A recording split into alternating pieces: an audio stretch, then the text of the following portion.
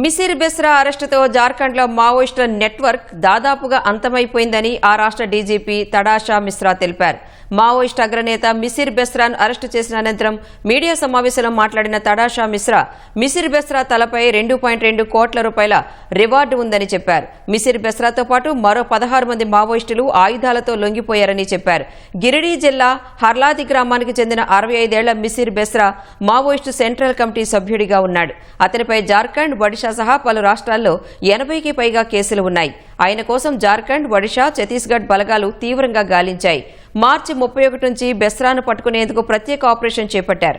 ఈ క్రమంలో ధన్బాద్ జిల్లా బార్వాడా పోలీస్ స్టేషన్ పరిధిలోని మణియాది ప్రాంతంలో బెస్రా చిక్కారు. మరో 2 మావోయిస్టులను పోలీసులు అదుపులోకి తీసుకున్నారు. దేశంలో అత్యధిక రివార్డు కలిగిన అగ్రనేతల్లో మిసిర్ బెస్రా ఒకరు. కొల్హాన్, సారండా, జరైకేలా వంటి అడవుల్లో దళాలను నడిపిస్తూ మిలిటరీ, రాజకీయ వ్యూహాల్ని అమలు చేయడంలో సిద్ధహస్తుడు. కాంట్రాక్టర్ల నుంచి భారీగా వసూళ్లు రాబట్టి మావోయిస్టు నెట్వర్క్కు ప్రధాన ఆర్థిక మూలస్తంభంగా నిలిచాడు.